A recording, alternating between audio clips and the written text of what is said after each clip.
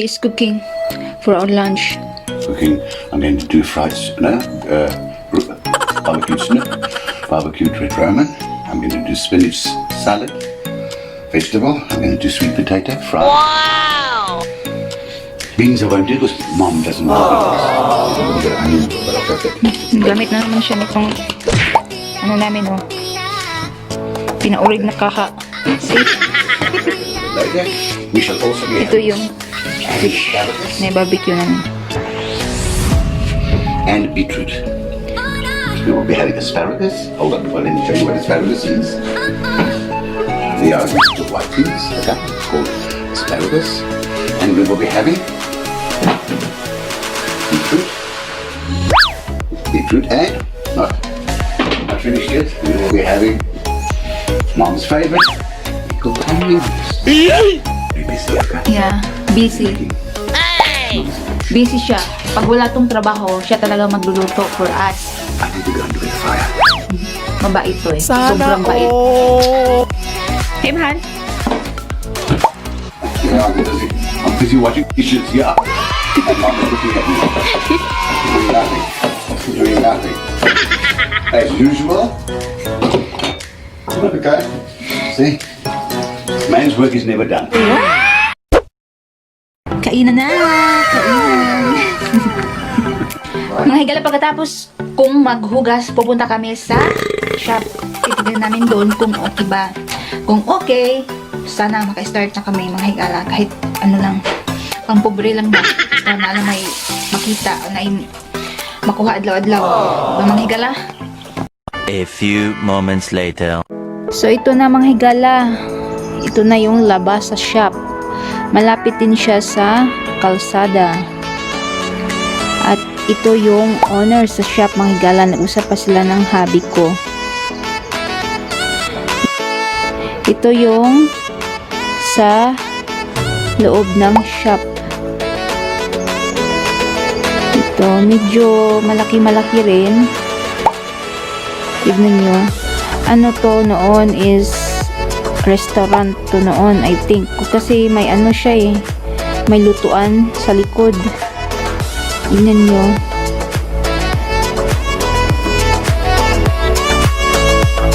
Ito yung ano, kusina na lutuan. Ito yung CR.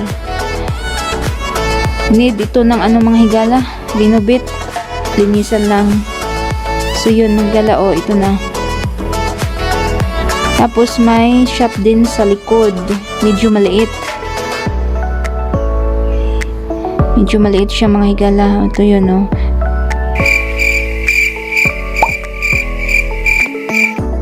One hour later. So mga higala, yun na po yung shop. Hindi ako naka-take ng video pag uwi namin kasi nga pag dating namin dito sa bahay is agad kami, nagsikad-sikad ba. So, yung unang video ko mga higala na shop is sobrang mahal yung mga higala. Renta. so yun. Ayaw namin siguro kasi nga may bahay na.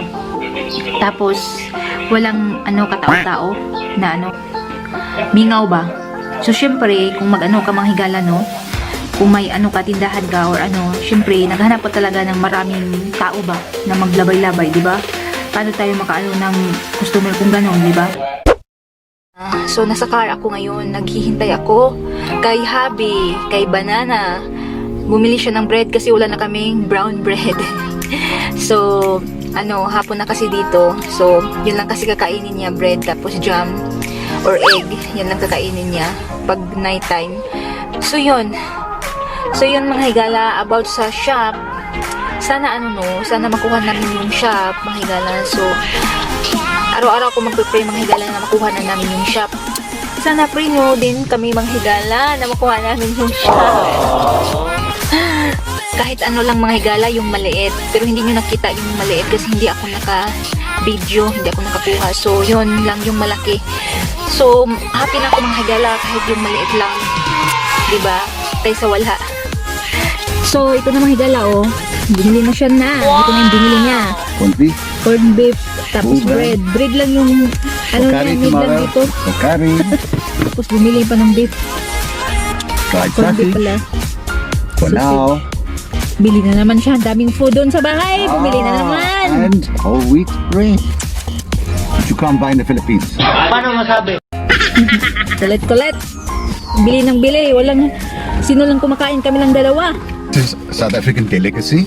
It's called rooibos. Or dried sausage in English. Tignan And niyo you mga take a higala. piece and you take it like that. Ooh, it's still wet.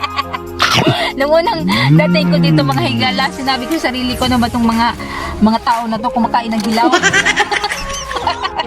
Parang ano no, tignan nyo. Hilaw. Pero masarap siya mga higala. Delicacy sa South Africa. Here we go.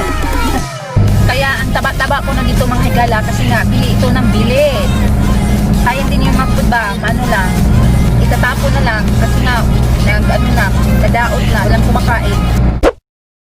Nagkakauwi na kami galing sa sa labas.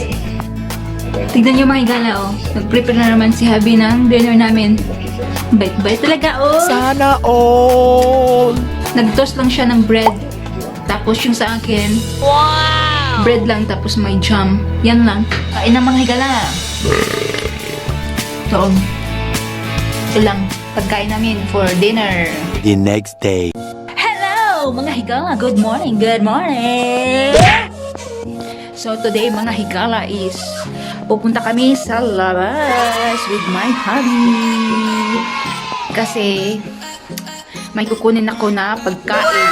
Kasi yung mga friend ko na Pinay dito is nag-chat sa akin na may ano daw sila, sobra doon na marami kasi silang ginawa na biko at hindi ko alam kung ano yung isa. Sweet potato yung ginawa niya eh. So yun, pupunta ako doon at kukunin ko. Diba? Ang bait-bait nila mga higala.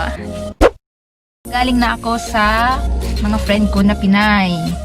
Hindi na ako nakakuha ng video. Ito na Hilaya tawag yata to eh. Ito. OB. Tapos binigyan pa ako na lemon. Ito oh. Daming lemon. Tapos ito yung biko. Diba mga higala? Binigyan. Dami akong natanggap today. Galing sa mga friend ko na Pinay. Wow. So yun, nandito ako sa car kasi naghihintay ako sa hubby ko mga higala, may pinuntahan pa. Busy yung hubby ko mga higala kasi nga naghahanap siya ng catering equipments. Kasi nga kung kukunin namin yung shop, plan namin mag-open ng takeaways na chicken, fries, mga ganun, food ba. So yun, naghanap kami ng second hand na magagamit sa kusina. So mga higala, nandito na yung hubby ko. So, pupunta kami ngayon sa mall. Para kakain kami doon ng pizza para lunch namin.